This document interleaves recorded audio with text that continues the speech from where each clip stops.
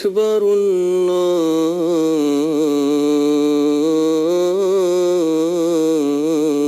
الله أكبر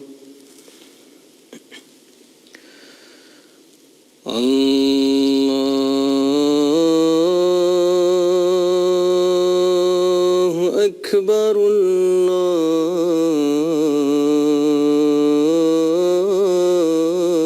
الله أكبر أشهد أن لا إله إلا الله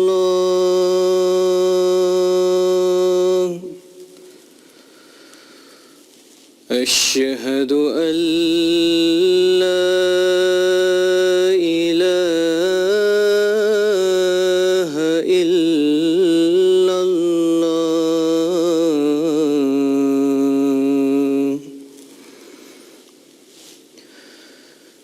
أشهد أن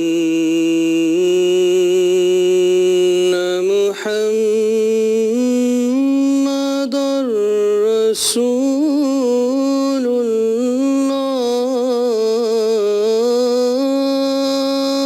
الله أشهد أن محمدًا رسول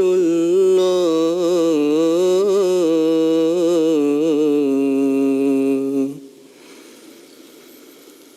حي على الصلاة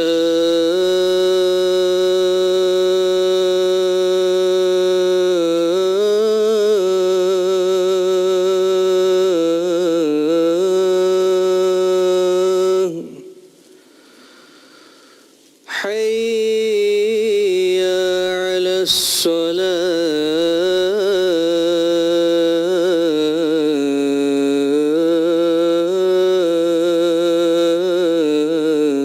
الصلاة حي على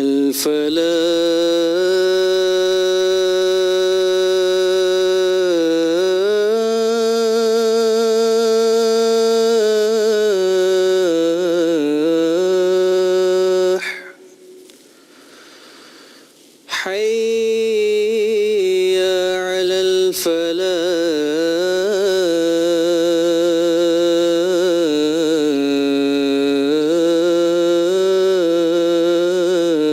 الفلاح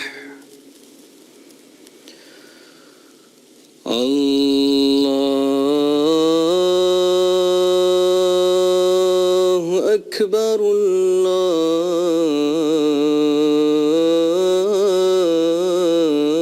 الله أكبر لا إله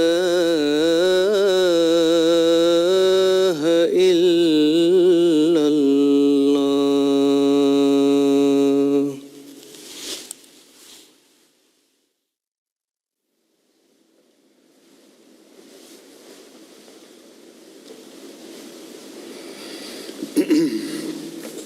السلام عليكم ورحمة الله.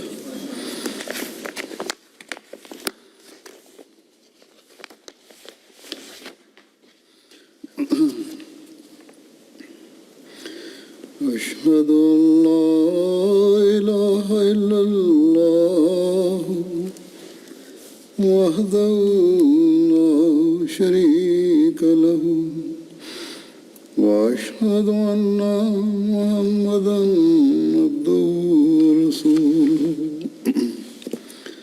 أما بعد فأعوذ بالله من الشيطان الرجيم بسم الله الرحمن الرحيم الحمد لله رب العالمين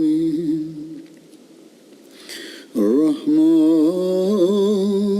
الرحيم مالك يوم الدين إياك نعبد وإياك نستعين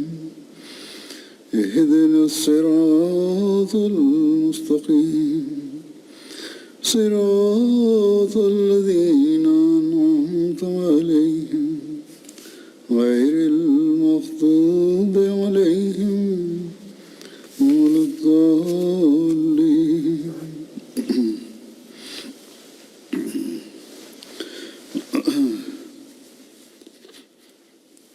بدری صحابہ کے ذکر میں سے آج جن صحابی کا ذکر ہوگا ان کا نام ہے حضرت زبیر بن عوام. حضرت زبیر بن عوام کے والد کا نام عوام بن خویلد تھا اور والدہ کا نام صفیہ بنت عبد المطلب تھا جو حضرت صلی اللہ علیہ وسلم کی پھوپھی تھیں. حضرت زبیر کا سلسلہ نسبت قصی بن کلاب پر جا کر نبی کریم صلی اللہ علیہ وسلم سے مل جاتا ہے. آپ زوجہ رسول صلی اللہ علیہ وسلم حضرت ختیجہ کے بھتیجے تھے. حضرت زبیر کی حضرت ابوبکر صدیق کی بیٹی حضرت اسماء کے ساتھ شادی ہوئی تھی اور نبی کریم صلی اللہ علیہ وسلم کی حضرت ابوبکر صدیق کی بیٹی حضرت عائشہ کے ساتھ شادی ہوئی تھی. یوں حضرت زبیر نبی کریم صلی اللہ علیہ وسلم کے ہمزلف بھی تھے. اس طرح حضرت زبیر کو نبی کریم صلی اللہ علیہ وسلم کے ساتھ یہ نسبتیں حاصل تھیں. آپ کی کنیت عبداللہ تھی. آپ کے والد کی والدہ حضرت صفیہ نے آپ کی کنیت اپنے بھائی زبیر بن عبد المطلب کی کنیت پر ابو طاہر رکھی تھی، لیکن حضرت زبیر نے اپنی کنیت اپنے بیٹے عبداللہ کے نام کی مناسبت سے رکھی جو بعد میں زیادہ مشہور ہو گئی. حضرت زبیر نے حضرت ابوبکر رضی اللہ عنہ کے بعد اسلام قبول کیا. اسلام قبول کرنے والوں میں وہ چوتھے یا پانچویں شخص تھے. حضرت زبیر نے 12 سال کی عمر میں اسلام قبول کیا. بعض روایات کے مطابق آپ نے 8 یا 16 سال کی عمر میں اسلام قبول کیا.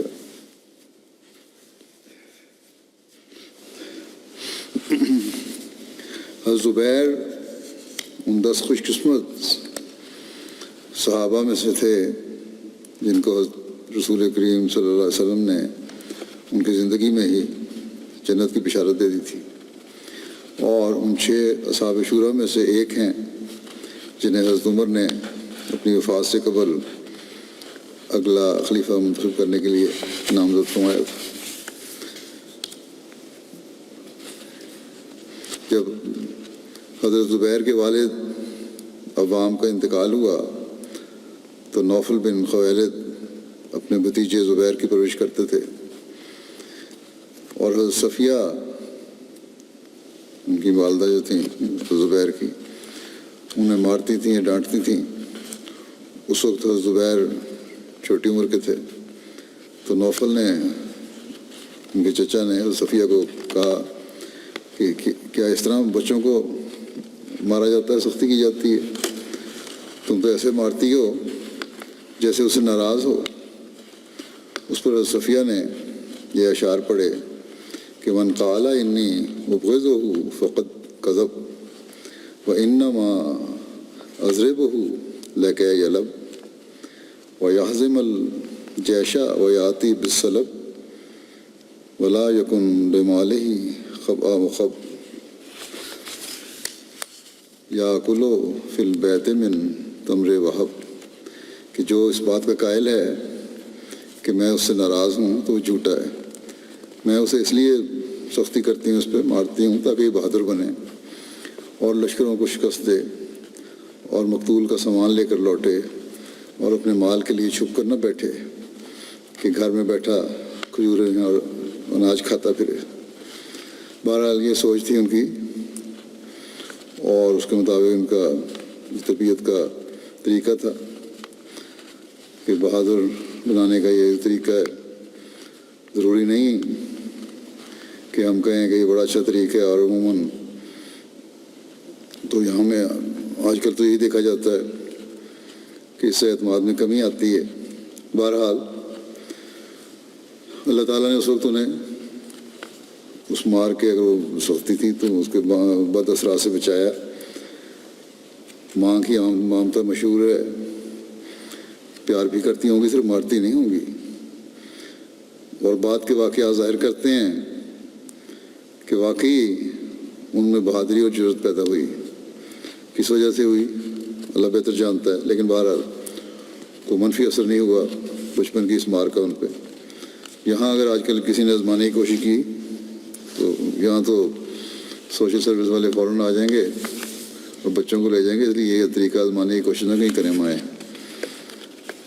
جب حضرت زبیر نے اسلام قبول کر لیا تو آپ کے چچا آپ کو ایک چٹائی میں لپیٹ کر دھواں دیتے تھے تاکہ اسلام چھوڑ کر کفر میں لوٹ جائیں، مگر آپ یہی کہتے تھے کہ اب میں کفر میں نہیں لوٹوں گا۔ حضرت مسلم موعود رضی اللہ عنہ نے ان کے بارے میں بیان فرمایا ہے اس واقعے کو اس طرح کہ زبیر بن عوام ایک بہت بڑے بہادر نوجوان تھے۔ اسلام کی فتوحات کے زمانے میں وہ ایک زبردست جرنیل ثابت ہوئے۔ ان کا چچا بھی ان کو خوب تکلیفیں دیتا تھا، چٹائی میں لپیٹ دیتا تھا اور نیچے سے دھواں دیتا تھا تاکہ ان کا سانس رک جائے، اور پھر کہتا تھا کہ کیا آپ بھی اسلام سے باز آؤ گے یا نہیں؟ مگر وہ اس تکالیف کو برداشت کرتے اور جواب میں یہی کہتے کہ میں صداقت کو پہچان کر اب اس کا انکار نہیں کر سکتا۔ ہشام بن عروہ اپنے والد سے روایت کرتے ہیں کہ حضرت زبیر جو بچے تھے تو مکے میں ایک شخص سے لڑ پڑے اور انہوں نے لڑائی ہو گئی، اس شخص نے کوئی سختی کی ہوگی، یہ چھوٹے تھے وہ بڑا مرد تھا۔ بہرحال اس لڑائی میں اس شخص کا ہاتھ توڑ دیا انہوں نے اور سخت چوٹ پہنچائی۔ بہرحال اس شخص کو سواری پہ لاد کر حضرت صفیہ کے پاس لایا گیا، دکھائیں گشتے کہ آپ کے بیٹے نے یہ حال کیا ہے اس کا۔ حضرت صفیہ نے پوچھا کہ اس کو کیا ہوا؟ لوگوں نے کہا کہ حضرت زبیر نے اس سے لڑائی کی ہے۔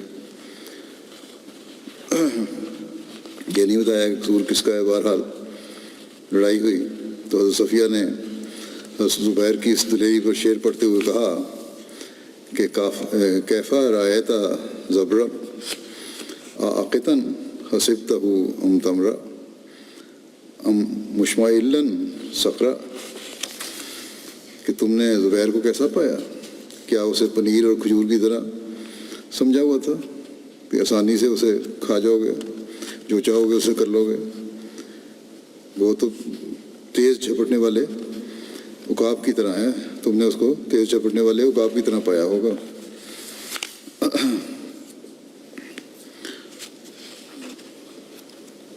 حضرت زبیر حبشہ کی طرف دونوں ہجرتوں میں شریک ہوئے، اور جب آپ ہجرت کر کے مدینہ آئے تو حضرت منذر بن محمد کے پاس ٹھہرے۔ حضرت اسماء رضی اللہ عنہا جو حضرت زبیر بن عوام کی بیوی تھیں، ان سے مروی ہے کہ جب میں مکے سے ہجرت کر کے لیے روانہ ہوئی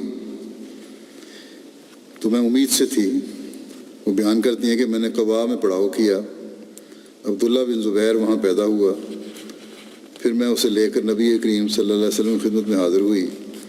آپ نے اسے اپنی گود میں رکھا، پھر آپ نے ایک کھجور منگوائی، اسے چبایا، پھر اس بچے کے منہ میں پہلے لعاب ڈالا۔ پہلی چیز جو اس کے پیٹ میں گئی وہ رسول اللہ صلی اللہ علیہ وسلم کا لعاب مبارک تھا۔ پھر آپ نے کھجور چبا کر اس کے منہ میں ڈالی اور اس کے لیے برکت کی دعا کی، اور وہ پہلا بچہ تھا جو اسلام میں پیدا ہوا۔ صحیح مسلم کی روایت سے معلوم ہوتا ہے کہ رسول اللہ صلی اللہ علیہ وسلم نے حضرت اسماء کے بیٹے کا نام عبداللہ رکھا تھا۔ جب وہ 7 یا 8 سال کے ہوئے تو نبی کریم صلی اللہ علیہ وسلم کی بیعت کے لیے آئے، اور انہیں اس بات کا ان کے والد حضرت زبیر نے حکم دیا تھا کہ جاؤ بیعت کرو۔ جب رسول اللہ صلی اللہ علیہ وسلم نے انہیں اپنی جانب آتے ہوئے دیکھا تو آپ نے تبسم فرمایا، آپ مسکرائے اور پھر اس کی بیعت لی۔ رسول اللہ صلی اللہ علیہ وسلم نے جب مکے میں مہاجرین کے درمیان مواخات قائم فرمائی تو حضرت زبیر اور حضرت عبداللہ بن مسعود کے درمیان مواخات قائم فرمائی گئی۔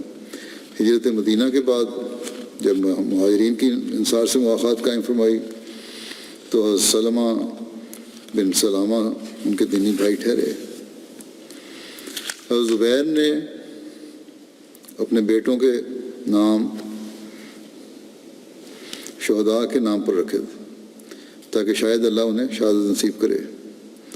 عبداللہ کا نام عبداللہ بن جاش کے نام پر، منذر کا نام منذر بن عمر کے نام پر، عروہ کا نام عروہ بن مسعود کے نام پر، حمزہ کا نام حمزہ بن عبد المطلب کے نام پر، جعفر کا نام جعفر بن ابو طالب کے نام پر، مصعب کا نام مصعب بن عمیر کے نام پر، عبیدہ کا نام عبیدہ بن حارث کے نام پر، خالد کا نام خالد بن سعید کے نام پر، اور عمر کا نام عمر بن سعید کے نام پر رکھا۔ حضرت عمر بن سعید جنگ یرموک میں شہید ہوئے تھے، اور یہ پتہ نہیں کس حد تک صحیح ہے کیونکہ بعض جو پیدائش کا وقت حضرت عبداللہ کا ہے وہ تو لگتا ہے اگر پہلے بچے تھے تو کس ان میں پیدا ہوئے، اللہ بہتر جانتا ہے، لیکن اس وقت شہادت کی ہو بھی چکی تھی، کسی کی نہیں۔ لیکن بہرحال ان بزرگ لوگوں کے نام پر انہوں نے انہیں نام رکھے۔ عروہ بن زبیر بیان کرتے ہیں کہ حضرت زبیر اتنے دراز قد تھے کہ جب آپ سوار ہوتے تو آپ کے پاؤں زمین پر لگتے۔ حضرت عبداللہ بن زبیر کہتے ہیں کہ میں نے اپنے والد یعنی حضرت زبیر سے پوچھا کہ جس طرح حضرت عبداللہ بن مسعود اور دیگر حضرات کو میں حدیث بیان کرتا ہوں سنتا ہوں، بہت ساری روایتیں بیان کرتے ہیں وہ حضرت صلی اللہ علیہ وسلم کے حوالے سے، آپ کو نہیں سنتا، اس کی کیا وجہ ہے؟ انہوں نے فرمایا کہ جب سے میں نے اسلام قبول کیا ہے نبی صلی اللہ علیہ وسلم سے کبھی جدا نہیں ہوا، لیکن میں نے نبی صلی اللہ علیہ وسلم کو یہ فرماتے ہوئے سنا ہے کہ جس شخص نے جان بوجھ کر میری طرف جھوٹی بات منسوب کی اس نے اپنا ٹھکانہ جہنم میں بنا لیا۔ مطلب یہ مطلب نہیں اس کا کہ باقی جھوٹ منسوب کرتے تھے، بلکہ یہ کہ میں اپنے لیے یہ بہتر سمجھتا ہوں کہ احتیاط کروں کہیں کوئی غلط، حالانکہ وہاں تو جان کے منسوب کی، لیکن اتنے محتاط تھے، کہتے تھے کہیں غلطی سے بھی کوئی منسوب نہ کر دوں ایسی بات اور پھر کہیں سزا پانے والوں میں سے نہ ہو جاؤں، یہ احتیاط تھی ان کی۔ حضرت سعید بن مسیب سے روایت ہے کہ حضرت زبیر بن عوام پہلے شخص ہیں جنہوں نے اپنی تلوار کو اللہ کی راہ میں نیام سے نکالا تھا۔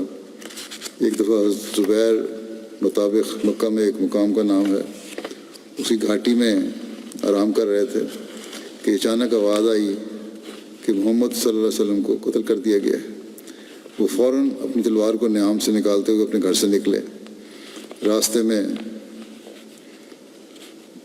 رسول اللہ صلی اللہ علیہ وسلم اس جگہ سے جہاں وہ آرام کر رہے تھے وہاں سے نکلے، راستے میں رسول اللہ صلی اللہ علیہ وسلم نے دیکھ لیا، پوچھا زبیر رک جاؤ کیا بات ہے؟ عرض کرنے کیا انہوں نے کہ میں نے سنا تھا، ایک آواز آئی تھی مجھے کہ آپ صلی اللہ علیہ وسلم کو شہید کر دیا گیا ہے۔ آپ صلی اللہ علیہ وسلم نے پوچھا پھر تم کیا کر سکتے تھے اگر مجھے شہید کر دیا؟ تو کہنے لگے اللہ کی قسم میں نے ارادہ کیا کہ تمام اہل مکہ کو قتل کر دوں۔ نبی کریم صلی اللہ علیہ وسلم نے آپ کے لیے اس وقت خصوصی دعا فرمائی۔ ایک روایت میں درج ہے کہ رسول اللہ صلی اللہ علیہ وسلم نے آپ کی تلوار کے لیے بھی دعا فرمائی۔ حضرت سعید بن مسیب کہتے ہیں کہ میں امید کرتا ہوں کہ ان کے حق میں نبی صلی اللہ علیہ وسلم کی دعا کو اللہ ضائع نہیں کرے گا۔ حضرت زبیر غزوہ بدر، احد اور دیگر تمام غزوات میں رسول اللہ صلی اللہ علیہ وسلم کے ساتھ شریک رہے۔ غزوہ احد میں حضرت صلی اللہ علیہ وسلم کے ساتھ ثابت قدم رہے، آپ سے موت پر بیعت کی۔ فتح مکہ کے موقع پر مہاجرین کے 3 جھنڈوں میں سے ایک جھنڈا حضرت زبیر کے پاس تھا۔ بدر کے دن نبی کریم صلی اللہ علیہ وسلم کے ساتھ صرف 2 گھوڑے تھے، جن میں سے ایک پر حضرت زبیر سوار تھے۔ حضرت عروہ سے مروی ہے کہ حضرت زبیر کے جسم پر تلوار کے 3 بڑے گہرے زخم تھے، جن میں میں اپنی انگلیاں ڈالا کرتا تھا۔ 2 زخم یعنی گہرے زخم تھے۔ 2 زخم غزوہ بدر کے موقع پر آئے تھے اور 1 زخم جنگ یرموک کے موقع پر آیا تھا۔ موسیٰ بن محمد اپنے والد سے روایت کرتے ہیں کہ حضرت زبیر بن عوام زرد امامے کی وجہ سے پہچان لیے جاتے تھے۔ زرد امامے باندھے ہوئے تھے اور جنگ بدر میں حضرت زبیر نے زرد امامہ باندھا ہوا تھا اور حضرت صلی اللہ علیہ وسلم دیکھ کر فرمایا کہ فرشتے زبیر کے مشابہ اترے ہیں، یہ جو اللہ تعالیٰ نے مدد کے لیے بھیجے ہیں وہ بھی اسی امامے میں جنگ لڑ رہے ہیں۔ ہشام بن عروہ اپنے والد سے روایت کرتے ہیں کہ حضرت زبیر کہتے تھے کہ غزوہ بدر کے دن عبیدہ بن سعید سے میری مٹبھیڑ ہوئی اور اس نے ہتھیاروں کو پوری طرح پر پہنا ہوا تھا، اس کی صرف آنکھیں ہی نظر آتی تھیں، اور اس کی کنیت ابو ذات الکرش تھی۔ وہ کہنے لگا میں ابو ذات الکرش ہوں۔ یہ سنتے ہی میں نے اس پر برچھی سے حملہ کر دیا اور اس کی آنکھ میں زخم لگایا تو وہ وہیں مر گیا۔ ہشام کہتے تھے مجھے بتایا گیا کہ حضرت زبیر کہتے تھے کہ میں نے اپنا پاؤں اس پر رکھ کر پورا زور لگایا اور بڑی مشکل سے میں نے وہ برچھی کھینچ کر نکالی تو اس کے دونوں کنارے مڑ گئے تھے، اس زور سے ماری تھی۔ عروہ کہتے تھے کہ رسول اللہ صلی اللہ علیہ وسلم نے وہ برچھی حضرت زبیر سے طلب فرمائی، انہوں نے آپ کو پیش کر دی۔ جب رسول اللہ صلی اللہ علیہ وسلم فوت ہوئے تو حضرت زبیر نے اسے واپس لے لیا۔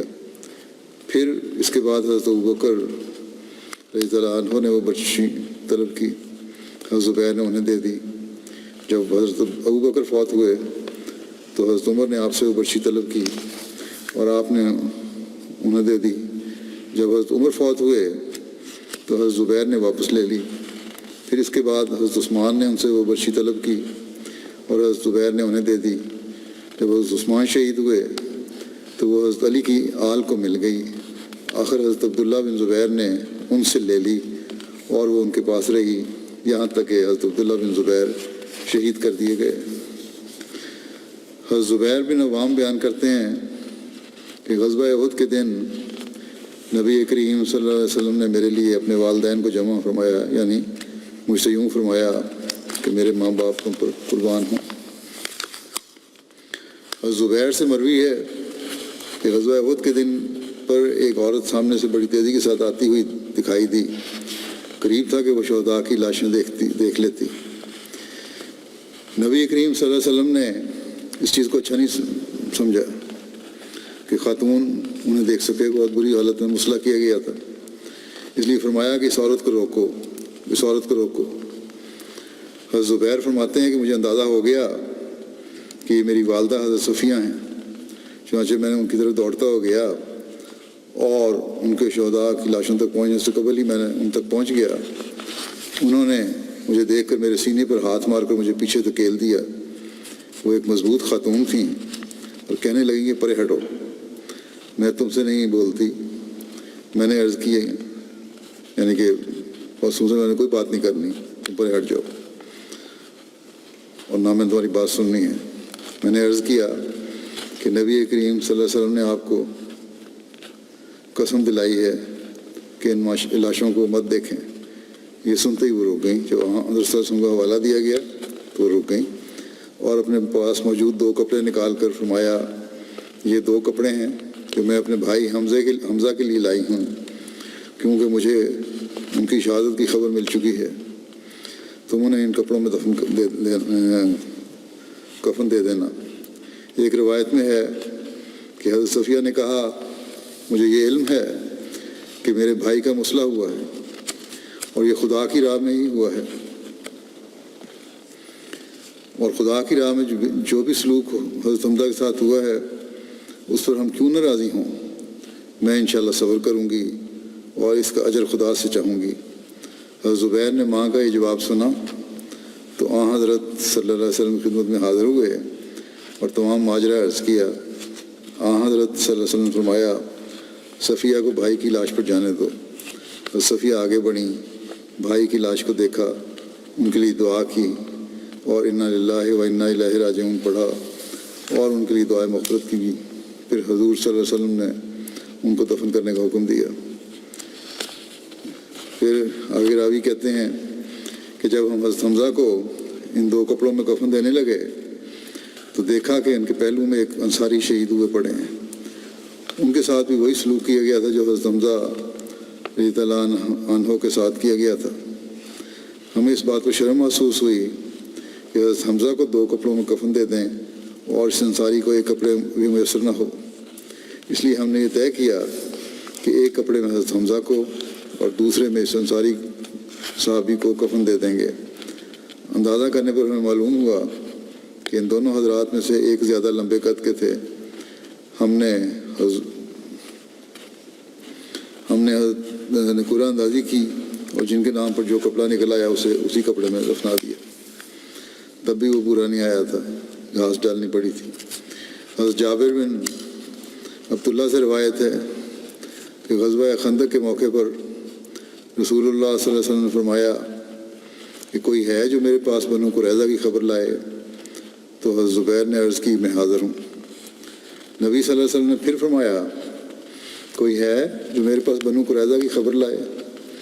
حضرت زبیر نے پھر جواب دیا میں حاضر ہوں۔ حضرت صلی اللہ علیہ وسلم نے تیسری بار فرمایا کہ کوئی ہے جو میرے پاس بنو قریظہ کی خبر لائے؟ حضرت زبیر نے عرض کیا کہ میں حاضر ہوں۔ نبی صلی اللہ علیہ وسلم نے فرمایا کہ ہر نبی کا حواری ہوتا ہے اور میرے حواری زبیر ہیں۔ حضرت عبداللہ بن عمر نے ایک شخص کو کہتے سنا جو کہتا تھا کہ میں رسول اللہ صلی اللہ علیہ وسلم کے حواری کا بیٹا ہوں۔ حضرت عبداللہ ابن عمر نے کہا کہ اگر تم حضرت زبیر کی اولاد میں سے ہو تو ٹھیک ہے ورنہ نہیں۔ دریافت کیا گیا تو حضرت زبیر کے علاوہ بھی اور کوئی تھا جسے رسول اللہ صلی اللہ علیہ وسلم کا حواری کہا جاتا تھا؟ تو حضرت ابن عمر نے کہا کہ میرے علم میں کوئی اور نہیں ہے۔ حضرت عبداللہ بن زبیر روایت کرتے ہیں کہ غزوہ احزاب کے دن مجھے اور عمر بن ابی سلمہ کو عورتوں میں مقرر کیا گیا۔ میں نے جو نگاہ کی تو کیا دیکھتا ہوں کہ حضرت زبیر اپنے گھوڑے پر سوار ہیں۔ میں نے بنو قریظہ کی طرف دو دفعہ یا 3 دفعہ جاتے ہوئے انہیں دیکھا۔ جب میں لوٹ کر آیا میں نے کہا اے میرے والد، میں نے آپ کو ادھر ادھر جاتے ہوئے دیکھا تھا۔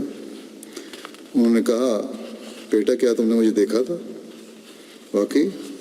میں نے کہا ہاں۔ تو انہوں نے کہا کہ رسول اللہ صلی اللہ علیہ وسلم نے فرمایا تھا کہ بنو قریظہ کے پاس کون جائے گا اور ان کی خبر لے کر میرے پاس آئے گا۔ یہ سن کر میں چلا گیا۔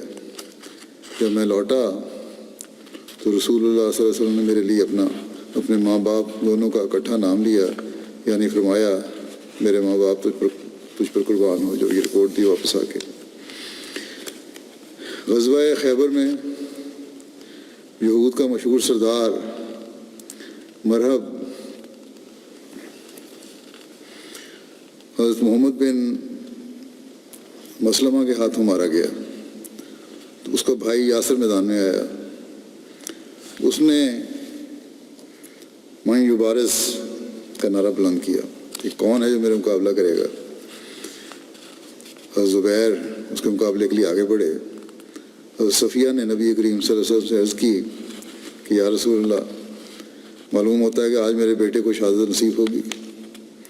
حضرت صلی اللہ علیہ وسلم نے فرمایا نہیں، بلکہ تیرا بیٹا اس کو مارے گا۔ حضرت زبیر یاسر کے مقابلے کے لیے نکلے اور وہ حضرت زبیر کے ہاتھوں مارا گیا۔ حضرت زبیر ان 3 لوگوں میں بھی شامل تھے جنہیں حضرت صلی اللہ علیہ وسلم نے اس عورت کا پتہ کرنے بھیجا تھا جو کفار کے لیے حضرت حاتب بن ابی بلتہ کا خط لے کر جا رہی تھی۔ وہ اس کا ذکر پہلے ہو چکا ہے، لیکن یہاں بھی اس حوالے سے بھی یہاں ذکر تھوڑا سا کر دیتا ہوں۔ حضرت علی سے مروی ہے کہ نبی کریم صلی اللہ علیہ وسلم نے مجھے حضرت زبیر اور حضرت مقداد کو ایک جگہ بھیجتے ہوئے فرمایا کہ جب تم روضہ خاک میں پہنچو گے تو وہاں تمہیں ایک عورت ملے گی جس کے پاس ایک خط ہوگا، تم اس سے خط لے کر واپس آ جانا۔ چنانچہ ہم لوگ روانہ ہو گئے، یہاں تک کہ ہم روضہ خاک، مکہ اور مدینہ کے درمیان ایک جگہ ہے، اس کا نام ہے، وہاں پہنچے۔ وہاں ہمیں واقعتاً ایک عورت ملی۔ ہم نے اس سے کہا کہ تیرے پاس جو خط ہے وہ نکال دے۔ اس نے کہا میرے پاس تو کوئی خط نہیں۔ ہم نے اسے کہا کہ یا تو خود ہی خط نکال دو یا پھر ہم سختی کریں گے، بلکہ برنا کریں گے تمہیں، جس حد تک بھی ہمیں جانا پڑا جائیں گے۔ مجبور ہو کر اس نے اپنے بالوں کی چوٹی میں سے ایک خط نکال کر ہمارے حوالے کر دیا۔ ہم وہ خط لے کر نبی کریم صلی اللہ علیہ وسلم کی خدمت میں حاضر ہوئے۔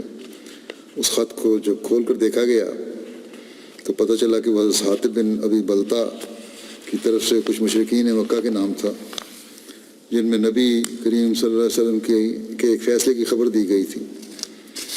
نبی صلی اللہ علیہ وسلم نے ان سے پوچھا، حاطب یہ کیا ہے، یہ تم نے کیا کیا؟ انہوں نے عرض کیا کہ یا رسول اللہ، میرے معاملے میں جلدی نہ کیجیے گا، میں قریش سے تعلق نہیں رکھتا، البتہ ان میں شامل ہو گیا ہوں۔ میں نے سوچا کہ ان پر ایک احسان کر دوں۔ میں نے یہ کافر کام جو ہے یہ کافر ہو کر یا مرتد ہو کر یا اسلام کے بعد کفر کو پسند کرتے ہوئے نہیں کیا، صرف احسان ایک کرنا چاہتا تھا میں ان لوگوں پہ، جس کی وجہ سے میں نے کیا۔ نبی کریم صلی اللہ علیہ وسلم نے فرمایا ان کی یہ بات سن کے کہ تم نے سچ کہا۔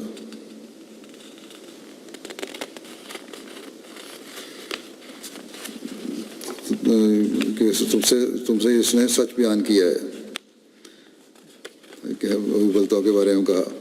حضرت عمر اس وقت بڑے غصے میں تھے اور غصے میں مغلوب ہو کے فرمایا کہ حضرت صلی اللہ علیہ وسلم سے عرض کیا کہ مجھے اجازت دیں کہ اس منافق کی گردن اڑا دوں۔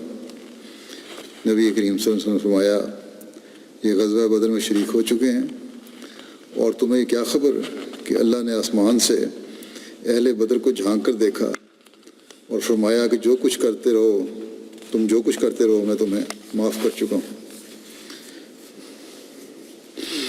جب رسول اللہ صلی اللہ علیہ وسلم نے مکہ فتح کیا تو حضرت زبیر بن عوام فوج کے بائیں طرف تھے اور حضرت مقداد بن اسود فوج کے دائیں حصے میں پر مقرر تھے۔ جب رسول اللہ صلی اللہ علیہ وسلم مکے میں داخل ہوئے اور لوگ مطمئن ہو گئے تو دونوں حضرات یعنی حضرت زبیر اور حضرت مقداد اپنے گھوڑوں پر آئے۔ رسول اللہ صلی اللہ علیہ وسلم کھڑے ہو کر ان کے چہروں سے اپنی چادر کے ساتھ غبار پوچھنے لگے اور فرمایا کہ میں نے گھوڑے کے لیے 2 حصے اور سوار کے لیے ایک حصہ مقرر کیا ہے، جو ان دونوں کو کم دے اللہ اسے کم دے۔ خلیفہ مسیح ثانی فرماتے ہیں کہ زبیر کے واقعہ کا ایک بیان کرتے ہوئے کہ جب رسول اللہ صلی اللہ علیہ وسلم نے حبل نامی بت کے اوپر اپنی چھڑی ماری اور وہ اپنے مقام سے گر کر ٹوٹ گیا تو حضرت زبیر نے ابو سفیان کی طرف مسکراتے ہوئے دیکھا اور کہا، ابو سفیان یاد ہے احد کے دن جب مسلمان زخموں سے چور ایک طرف کھڑے ہوئے تھے، تم نے اپنے غرور میں یہ اعلان کیا تھا کہ اولو حبل اولو حبل، حبل کی شان بلند ہو، حبل کی شان بلند ہو، اور یہ کہ حبل نہیں تم کو احد کے دن مسلمانوں پر فتح دی تھی، آج دیکھتے ہو سامنے حبل کے ٹکڑے پڑے ہیں۔ ابو سفیان نے کہا، زبیر یہ باتیں اب جانے دو، آج ہم کو اچھی طرح نظر آ رہا ہے کہ اگر محمد رسول اللہ صلی اللہ علیہ وسلم کے خدا کے سوا کوئی اور خدا بھی ہوتا تو آج جو کچھ ہم دیکھ رہے ہیں اس طرح کبھی نہ ہوتا، بس یہی خدا ہے جو آن علیہ وسلم کا خدا ہے۔ جنگ حنین کے دن قبیلہ خوازن کی غیر متوقع تیر اندازی سے اور اس وجہ سے بھی کہ آج لشکر اسلام میں 2009 مسلم بھی شامل تھے، ایسا وقت آیا کہ رسول خدا صلی اللہ علیہ وسلم اکیلے میدان میں رہ گئے۔ حضرت عباس حضرت صلی اللہ علیہ وسلم کے خچر کی لگام تھامے تھے۔ کافر سردار مالک بن عوف ایک گھاٹی پر شاہ سواروں کے ساتھ کھڑا تھا۔ اس نے دیکھا کچھ شاہ سوار ظاہر ہوئے۔ مالک بن عوف نے پوچھا یہ کیا نظر آ رہا ہے؟ اس کے ساتھیوں نے کہا کہ کچھ لوگ ہیں اپنے نیزے گھوڑوں کے کانوں کے درمیان رکھے ہوئے ہیں۔ اس نے کہا یہ بنو سلیم ہیں، ان سے تمہیں کوئی خطرہ نہیں۔ چنانچہ وہ آئے اور وادی کی طرف نکل گئے۔ پھر دیکھا ایک اور دستہ سواروں کا ظاہر ہوا۔ مالک نے پوچھا کیا دیکھتے ہو؟ اس نے کہا کچھ لوگ ہیں، نیزے ہاتھ میں ہیں۔ اس نے کہا یہ اوس و خزرج ہیں۔ اس نے کہا ان سے بھی کوئی خطرہ نہیں۔ وہ بھی جب گھاٹی کے قریب پہنچے تو بنو سلیم کی طرح وادی کی طرف چل پڑے۔ پھر ایک سوار نظر آیا۔ مالک نے اپنے ساتھیوں سے پوچھا یہ کیا دیکھتے ہو؟ انہوں نے کہا ایک شاہ سوار ہے، لمبا قد، کندھے پر نیزہ ہے، سر پر سرخ پٹکا باندھے ہوئے ہے۔ مالک نے کہا یہ زبیر بن عوام ہے، لات کی قسم اس کی تم سے مٹ بھیڑ ہوگی، اب قدم مضبوط کر لو۔ جب حضرت زبیر گھاٹی پر پہنچے، سواروں نے انہیں دیکھا تو حضرت زبیر چٹان کی طرح ان کے سامنے ڈٹ گئے اور نیزے کے ایسے وار کیے کہ گھاٹی ان کافر سرداروں سے خالی کرا لی۔ عروہ اپنے والد سے بیان کرتے ہیں کہ جنگ یرموک میں رسول اللہ صلی اللہ علیہ وسلم کے صحابہ نے حضرت زبیر سے کہا کہ آپ حملہ نہیں کریں گے کہ ہم بھی آپ کے ساتھ حملہ کریں؟ حضرت زبیر نے کہا اگر میں نے حملہ کیا تو تم پیچھے رہ جاؤ گے۔ انہوں نے کہا ہم پیچھے نہیں رہیں گے۔ چنانچہ حضرت زبیر نے کفار پر اس طور سے حملہ کیا کہ ان کی صفیں چیرتے ہوئے نکل گئے اور دیکھا کہ ان کے ساتھ کوئی اور بھی نہ تھا۔ پیچھے مڑ کے جب دیکھا کوئی ایک بھی ان کے ساتھ نہیں تھا۔ پھر وہ لوٹے تو کفار نے ان کے گھوڑے کی لگام پکڑ لی اور ان کے کندھے پر 2 زخم لگائے، جن میں وہ بڑا زخم بھی تھا جو جنگ بدر میں ان کو لگا تھا۔ عروہ کہتے تھے کہ میں اپنی انگلیاں ان زخموں میں ڈال کر کھیلا کرتا تھا اور میں اس وقت چھوٹا تھا۔ عروہ کہتے ہیں کہ ان دنوں یرموک کی لڑائی میں حضرت زبیر کے ساتھ عبداللہ بن زبیر بھی تھے اور اس وقت وہ 10 برس کے تھے۔ حضرت زبیر انہیں گھوڑے پر سوار کر کے لے گئے تھے اور ایک شخص کو ان کی حفاظت کے لیے مقرر کر دیا تھا۔ فتح شام کے بعد حضرت عمر بن عاص کی سرکردگی میں مصر پر حملہ ہوا۔ جب مسلمانوں نے فسطاط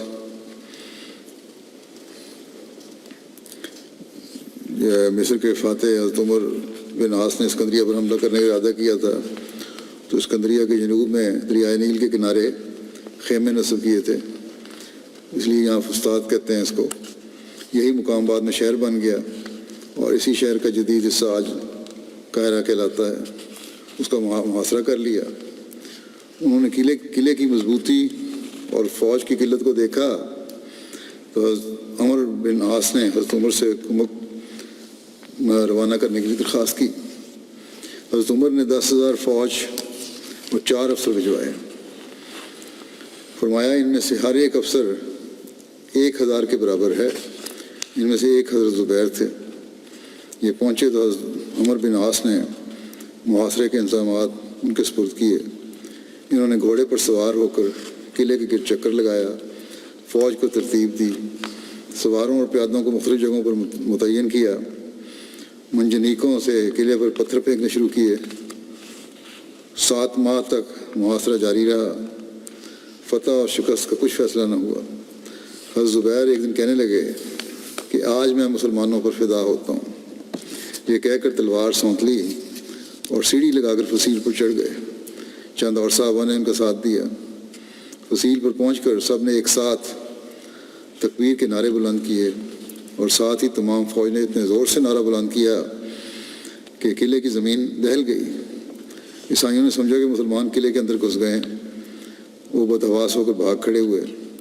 حضرت زبیر نے فصیل سے اتر کر قلعے کا دروازہ کھول دیا اور تمام فوج اندر گھس گئی۔ حضرت زبیر کہ وفات کے وقت خلافت کمیٹی کے اراکین کی نامزدگی اور وفات کے بعد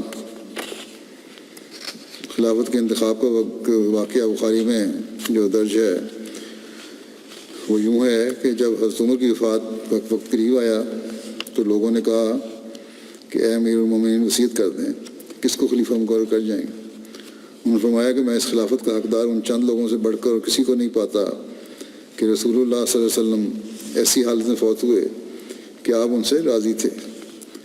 انہوں نے حضرت علی، حضرت عثمان، حضرت زبیر، حضرت طلحہ، حضرت سعد اور حضرت عبد الرحمن بن عوف کا نام لیا اور کہا کہ عبداللہ بن عمر تمہارے ساتھ شریک رہے گا اور خلافت کے میں اس کا حق کوئی نہیں ہوگا۔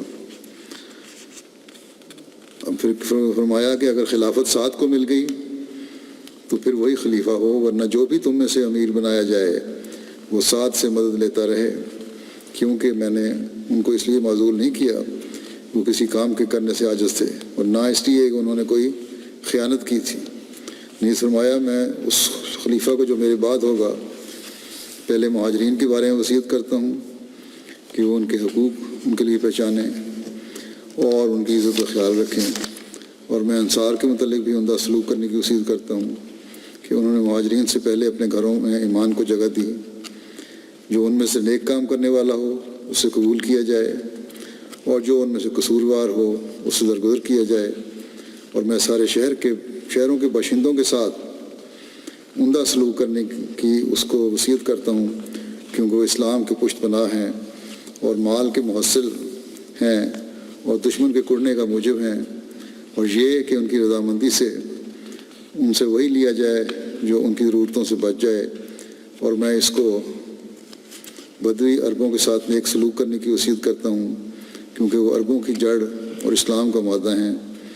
یہ کہ ان کے ایسے مالوں سے لیا جائے جو ان کے کام کے نہ ہوں اور پھر انہی کے محتاجوں کو دے دیا جائے، اور میں اس کو اللہ کے ذمہ اور اس کے رسول صلی اللہ علیہ وسلم کے ذمہ کرتا ہوں کہ جن لوگوں سے عہد لیا گیا ہو ان کا عہد ان کے لیے پورا کیا جائے اور ان کی حفاظت کے لیے ان سے مدافعت کی جائے، اور ان سے بھی اتنا ہی لیا جائے جتنا ان کی طاقت ہو۔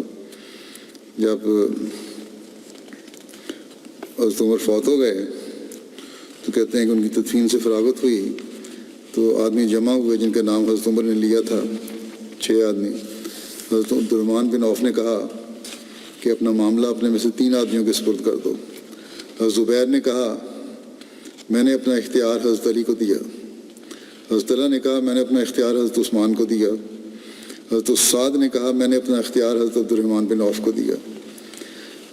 حضرت عبد الرحمن نے حضرت علی اور حضرت عثمان سے کہا کہ آپ دونوں میں سے جو بھی اس امر سے دستبردار ہوگا ہم اسی کے حوالے اس معاملے کو کر دیں گے، اور اللہ اور اسلام اس کا نگران ہوگا، وہ آپ میں سے اسی کو تجویز کرے گا جو اس کے نزدیک افضل ہے۔ یہ سن کر دونوں بزرگ خاموش رہے۔ حضرت عبد الرحمن نے کہا کہ آپ اس معاملے کو میرے سپرد کرتے ہیں اور اللہ میرا نگران ہے، جو آپ میں سے افضل ہے اس کو تجویز کرنے کے متعلق کوئی بھی کمی نہیں کروں گا۔ ان دونوں نے کہا اچھا۔ پھر عبد الرحمن ان دونوں میں سے ایک کا ہاتھ پکڑ کر لگ ہوئے اور کہنے لگے کہ آپ کا حضرت صلی اللہ علیہ وسلم سے رشتے کا تعلق ہے اور اسلام میں بھی وہ مقام ہے جو آپ جانتی ہیں، اللہ آپ کا نگران ہے، بتائیں اگر میں آپ کو امیر بناؤں تو کیا آپ ضرور انصاف کریں گے؟ اگر میں عثمان کو امیر بناؤں تو آپ ان کی بات سنیں گے اور ان کا حکم مانیں گے؟ پھر حضرت عبد الرحمن دوسرے کو تنہائی میں لے گئے اور ان سے بھی ویسے ہی کہا۔ جب انہوں نے پختہ عہد لے لیا تو پھر کہنے لگے کہ عثمان، حضرت الرحمن نے پھر حضرت عثمان کو کہا کہ اپنا ہاتھ اٹھائیں اور ان کی بیعت کی، اور حضرت علی نے بھی ان کی بیعت کی اور گھر والے اندر آ گئے اور انہوں نے بھی حضرت عثمان کی بیعت کی۔ بہرحال یہ تفصیل میں کچھ حصہ پہلے بھی بیان کر چکا ہوں، یہاں بھی ان کے حوالے سے بیان کر دی ہے۔ حضرت زبیر کا بھی ذکر چل رہا ہے، باقی انشاءاللہ آئندہ وہ بیان ہوگا۔ اس وقت میں کچھ جنازے جو ہیں پڑھانے ہیں ان کے بارے میں بتاؤں گا۔ پہلا جنازہ جو ہے وہ ہوگا مکرم جو جن کا ذکر ہے مرحوم کا، وہ ہیں مراج احمد صاحب شہید، ابن محمود احمد صاحب آف ڈوبگری گارڈن ضلع پشاور، ان کو مخالفین احمدیت نے 12 اگست کو رات 9 بجے ان کے میڈیکل سٹور کے سامنے فائرنگ کر کے شہید کر دیا تھا۔ انا للہ و انا الیہ راجعون۔ تفصیل اس کی یہ ہے کہ مرحوم اپنے میڈیکل سٹور سے کام ختم کر کے رات 9 بجے گھر کے لیے روانہ ہوئے تھے کہ نامعلوم افراد نے فائرنگ کر دی اور وقوع سے فرار ہو گئے۔ شہید مرحوم کو 4 گولیاں لگیں جس سے موقع پر ہی وفات ہو گئی۔ وہ وقت شہادت ان کی عمر تقریباً 61 سال تھی۔ شہید مرحوم کا بیٹا عزیزم یاسر احمد وقوع سے چند منٹ پہلے سٹور سے گھر کے روانہ ہوا تھا اور مرحوم کے موبائل سے ہی بیٹے کو وقوع کی اطلاع دی گئی۔ بیٹا جب واپس میڈیکل سٹور پہنچا تو مرحوم کی وفات ہو چکی تھی۔ شہید کے خاندان میں احمدیت کا نفوذ ان کے دادا مکرم احمد گل صاحب اور ان کے بھائی مکرم صاحب گل صاحب کے ذریعے سے 1912 میں ہوا تھا، جو پشتہ کے مشہور شاعر بھی تھے، اور اس خاندان کا تعلق شیخ محمدی پشاور سے تھا۔ تاہم بعد میں خاندان غیر مبائن سے وابستہ رہا، یعنی جو لاہوری جماعت ہم کہتے ہیں پیغامی، ان سے وابستہ ہو گئے تھے، خلافت کی بیعت نہیں کی تھی۔ مکرم معراج صاحب نے اپنے 3 بھائیوں کے ہمراہ خود 1990-91 میں بیعت کر کے جماعت احمدیہ مباحثین میں شمولیت اختیار کی تھی، جس کے بعد سے ان کی مخالفت کا سلسلہ شہادت تک جاری رہا۔ ان کے پاس کام کرنے والے ملازمین بھی محض مذہبی مخالفت کی وجہ سے ان کے پاس کام کرنے پر آمادہ نہیں تھے۔ سوشل میڈیا پر بھی گزشتہ کچھ عرصے سے شدید مخالفانہ مہم جاری تھی، جس میں طاہر نسیم کے واقع قتل کے نتیجے میں مزید اضافہ ہوا، اور اسی پس منظر میں علاقے میں یہ مہم چلائی جا رہی تھی کہ عید کے بعد قادیانیوں کے خلاف بھرپور تحریک چلائی جائے گی اور ان کا علاقہ سے خاتمہ کر دیں گے، اور اگلا ٹارگٹ انہی کا علاقہ تھا جس میں یہ شہید مرحوم رہائش پذیر تھے۔ شہید نمایاں خصوصیات کے حامل تھے، باقاعدہ گھر میں نماز باجماعت کا انتظام تھا، خلافت سے بے انتہا عقیدت تھی، MTA پر خطبات سننے کا خاص اہتمام کرتے تھے، جماعتی پروگرام میں شمولیت کے علاوہ مہمان نوازی، ہمدردی خلق اور غریبوں کی امداد نمایاں وصف تھے۔ ضرورت مندوں کو مفت دوائیاں دیا کرتے تھے۔ خاندان کے ہر فرد سے بھی ہمدردی کا تعلق تھا، بھائیوں کی فیملی سے بہت محبت کا تعلق تھا، اور یہ محبت جو ہے بھائیوں سے وہ احمدیت قبول کرنے کے بعد اور بھی بڑھ گئی تھی۔ دعوت اللہ بہت بڑھ چڑھ کر کرتے تھے۔ تحریک جدید کے نئے مالی سال کے اعلان کے موقع پر عہدیدار جب ان کے پاس آئندہ وعدے کے لیے پہنچتے تو جیب میں ہاتھ ڈالتے اور جتنی رقم تھی چندہ میں اس سال تو یہ انہوں نے یہی کیا کہ رقم جو بھی تھی چندہ میں ادا کر دی۔ ان کے بیٹے یاسر 2012 میں آسٹریلیا ہجرت کر گئے تھے۔ 2013 میں شہید بھی اپنے بیٹے کے پاس آسٹریلیا چلے گئے، لیکن پھر 2014 میں اپنے بیٹے کو لے کر واپس پاکستان آ گئے اور بتایا کہ میری خواہش ہے کہ اپنے علاقے اور ملک میں رہ کر غریب عوام کی خدمت کروں، اور وطن کی محبت مجھے مجبور کر رہی ہے کہ میں پاکستان میں رہائش رکھوں۔ آسٹریلیا میں جب میں گیا ہوں دورے پہ، اس وقت مجھے میرے بھی تھے۔ یہ طویل عرصے سے جماعت پشاور کے سیکرٹری ضیافت تھے۔ احمدی تو وطن کی محبت میں ہر قربانی کے لیے تیار ہیں، اور یہ لوگ جو نام نہاد وطن کے ٹھیکیدار بنے ہوئے ہیں، یہ احمدیوں پر ان کا الزام لگانے اور ان کو نقصان پہنچانے کے علاوہ انہیں کوئی کام نہیں۔ لیکن بہرحال جو احمدیت کی سرشت میں ہے وہ تو اس کے مطابق ہی کام کریں گے۔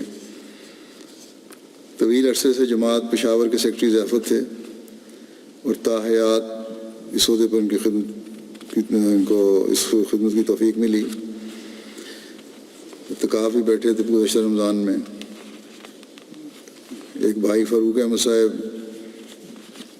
ان کے پہلے فوت ہو گئے تھے ٹریفک حادثے میں، اور دوسرے بھائی کا اسٹور ان کے سے قریبی ہے، ان کو بھی خطرہ ہی رہتا ہے، دھمکیاں ملتی رہتی ہیں۔ شہید مرحوم کے پسماندگان میں اہلیہ محترمہ رشیدہ معراج صاحبہ اور 3 بیٹے یاسر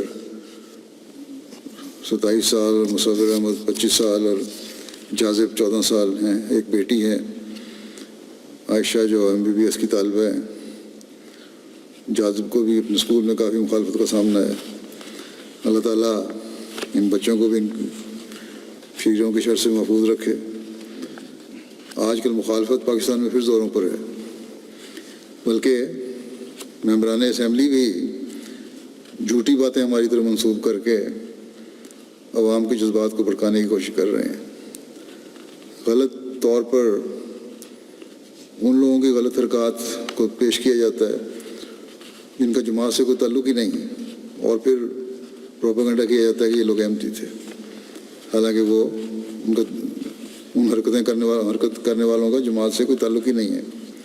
اسی طرح آج کل سستی شہرت کے لیے ہر گھسا پٹا انسان جو ہے وہ YouTube پر جماعت کے خلاف اپنے پروگرام بنا کر اور غلط باتیں منسوب کر کے سمجھتا ہے کہ میں بڑا ثواب کا کام کر رہا ہوں، حالانکہ نیک نیت نہیں ہے، وہ لوگ صرف اپنی سستی شہرت چاہتے ہیں۔ اللہ تعالیٰ ان شریروں کے شر ان پر الٹائے۔ ان دنوں میں خاص طور پر پاکستان کی جماعت کو بھی، دنیا میں بھی دعائیں ہمیں بہت زیادہ کرنی چاہیے۔ رب کل شیء خادموں کا، رب فاحفظنی وانصرنی وارحمنی بہت پڑھیں۔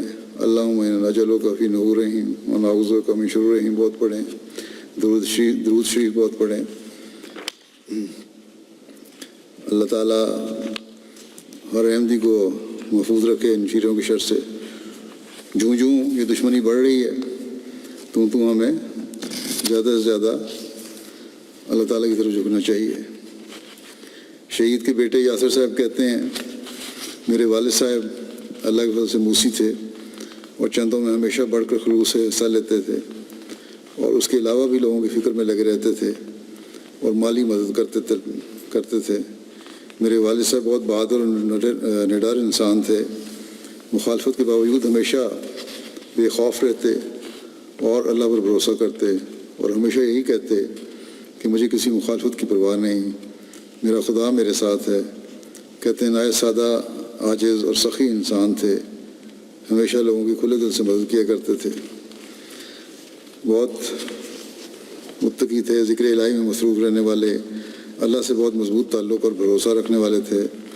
نمازوں کی پابندی اور تہجد میں باقاعدگی معمول تھا۔ صبح شام تلاوت قرآن کریم کیا کرتے تھے اور اس کی تلقین بھی کیا کرتے تھے اپنے بچوں کو۔ اس دفعہ یہ رمضان میں اعتکاف بھی بیٹھے تھے اور کہتے تھے کہ میں نے خواب میں ان بد کردار اور منافی لوگوں کو بہت برا انجام دیکھا ہے، اور بڑی تسلی سے کہتے تھے کہ ہمارے لیے اللہ تعالیٰ نے بہت کچھ سنبھال کے رکھا ہوا ہے۔ امیر صاحب آسٹریلیا نے بھی بیان کیا ہے، جو کچھ عرصہ وہاں آسٹریلیا میں رہے ہیں، کہ اور اسی طرح اور بھی وہاں آسٹریلیا میں رہنے والے بعض لوگوں نے بھی لکھا ہے کہ بہت فدائی ممبر تھے جماعت کے اور مستعد کارکن تھے، بہت ملنسار تھے، محبت کرنے والے تھے، بہت مہمان نواز تھے اور عاجز انسان تھے، بہت نڈر اور جوشیلے احمدی تھے، بہت کم گو اور نرم زبان تھے۔ اور جب یہ واپس جانے کا انہوں نے فیصلہ کیا تو دوستوں نے انہیں پاکستان کے مخدوش حالات کی وجہ سے جانے سے روکا، بچوں نے بھی روکا، مگر وہ کہنے لگے کہ جماعت کی راہ میں اگر جان چلی جائے تو اس سے بڑھ کر اور کیا خوش بختی ہوگی اور یہ اعزاز ہوگا۔ پھر واپس چلے گئے،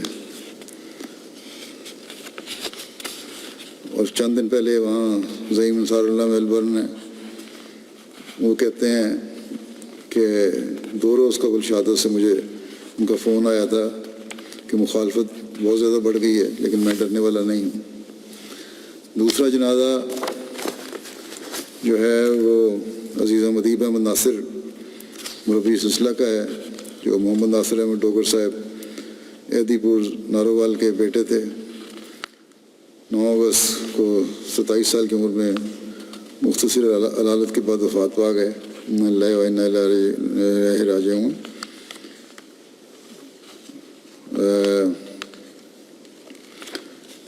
جامعہ میں یہ داخل ہوئے اور جولائی 2017 میں جامعہ کی تعلیم مکمل کی. انہوں نے میدان عمل میں آئے اور اصلاح و ارشاد مقامی کے تحت کام کر رہے تھے. گھر رشتہ بھی طے ہو چکا تھا اور شادی ہونے والی تھی. 9 اگست کو ان کو بخار چڑھا, ٹائیفائڈ ہوا, پھر ٹائیفائڈ بگڑ گیا اور سرسام ہو گیا, اور اس کی وجہ سے اس دوران میں انہوں نے احتیاط بھی نہیں کی, اپنے کام بھی کرتے رہے, صبر بھی کرتے رہے, اور بہرحال 2-3 دن مختصر علاج کے بعد اس بخار کی وجہ سے ان کی وفات ہو گئی.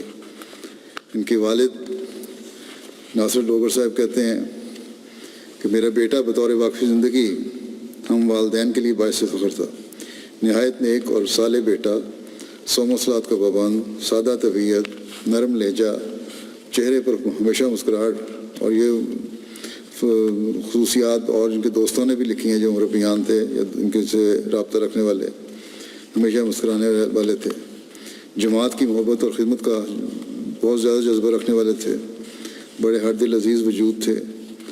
چینے کی جماعت جہاں آج کل خدمت کی توفیق پا رہے تھے, وہاں تقرر سے پہلے ہی بیت الذکر اور مربی ہاؤس بنانے کے لیے بہت جوش اور جذبے سے کام کیا, اور اپنے ماہانہ الاؤنس میں سے رقم جمع کر کے, حالانکہ معمولی الاؤنس ہوتا ہے, 30,000 روپے مسجد کے بنوانے کے لیے بھی جو آئے, اور کام شروع کرنے کی بار بار تاکید کیا کرتے تھے. ہمیشہ ان کی زبان سے یہی سنا کہ کام شروع کریں, اللہ تعالیٰ برکت ڈالے گا. ان کی والدہ ناصرہ صاحبہ کہتی ہیں کہ ادیب احمد کی پیدائش اس لیے ہمارے لیے خوشی کا دن تھا کہ ہم نے اس کو خدا کی راہ میں وقف کر دیا ہوا تھا. 4 بیٹیوں کے بعد خدا نے بیٹا دیا تو خوشی کی انتہا نہ رہی, اور خوشی تھی کہ یہ بڑا ہو کر مربی بنے گا. اور دوسرا خوشی کا دن تب آیا جب ہمیں جامعہ بلا کر ادیب کو شاید کی سند دی گئی. انتہائی نیک اور اطاعت گزار بچہ تھا. فیلڈ سے روزانہ فون کر کے پوچھتا, دوائیاں وغیرہ کا پوچھتا, ماں کی صحت کے بارے میں پوچھتا, اور ہمیشہ کہتا خیال رکھا کریں صحت کا. بڑا خدا ترس وجود تھا. اور جب گندم کا سیزن آتا تو زمیندارہ گھرانہ ہے, اپنی ماں کو کہتے ہیں کہ زیادہ گندم رکھیں کیونکہ ضرورت مند لوگ بھی آ جاتے ہیں, غریبوں کی مدد بھی کرنی ہوتی ہے, ان کو دینی ہوتی ہے. چینے کے جماعت جو ایدی پور کا ایک مقام ہے,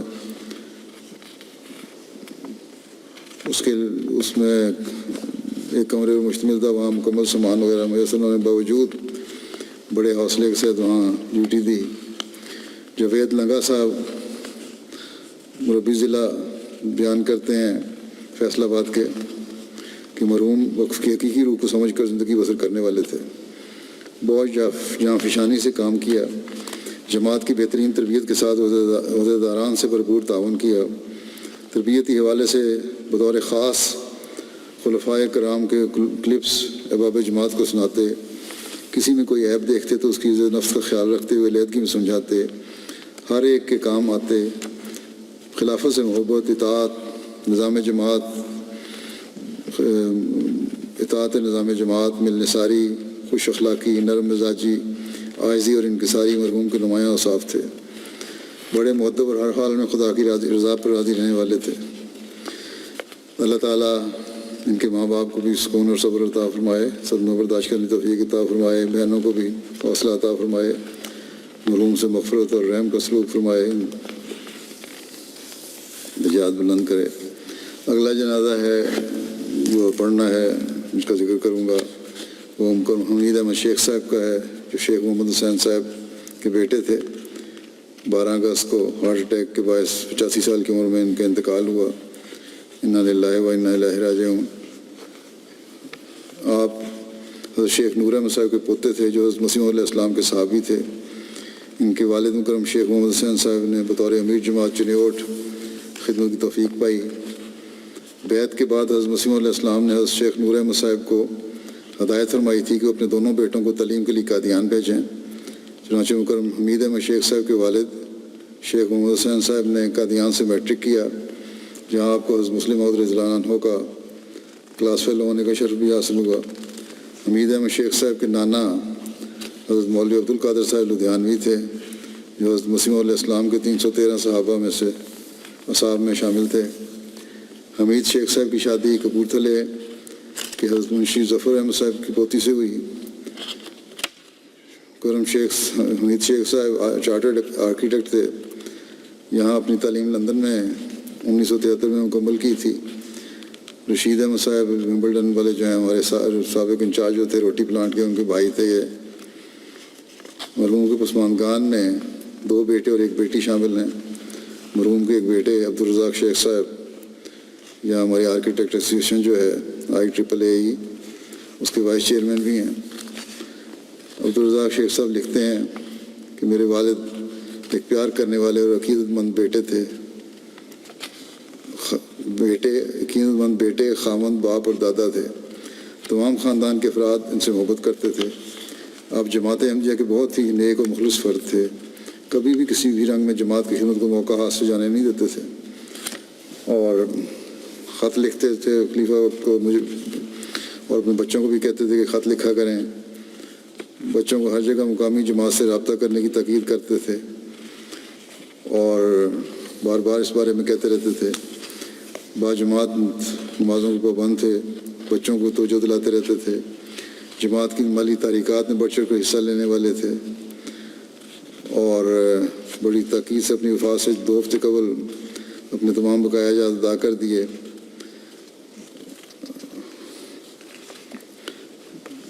وہاں نائجیریا میں بھی رہے ہیں، وہاں بھی مساجد اور مشن ہاؤسز کی زمینوں میں اپنے پیشے کے لحاظ سے تزئین کے عمل کو میں مدد دیتے رہے، اور چھوڑنے سے جب نائجیریا چھوڑ کے آئے تو اپنی گاڑی وہاں جماعت کے کو دے آئے تھے تحفتاً۔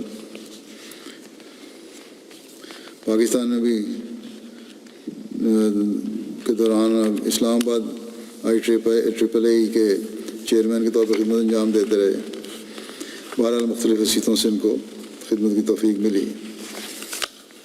اللہ تعالیٰ ان کے بچوں کو بھی ان کی نیکیاں جاری رکھنے کی توفیق عطا فرمائے، مرحوم سے رحم اور مغفرت کا سلوک فرمائے، درجات بلند کرے۔ جمعہ کے بعد انشاءاللہ نماز جنازہ ان تینوں کی پڑھوں گا۔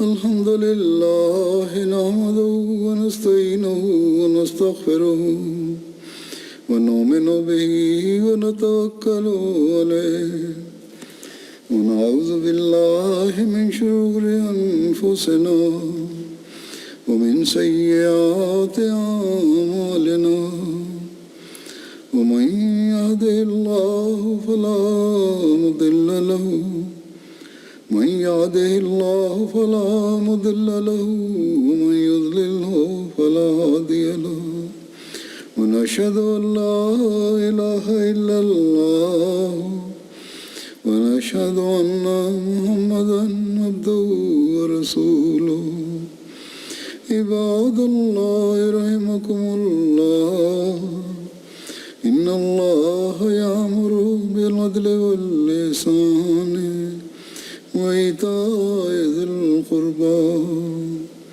وينهى عن الفحشاء والمنكر والبغي يعظكم لعلكم تذكرون اذكروا الله يذكركم وادعوه يستجب لكم ولذكر الله أكبر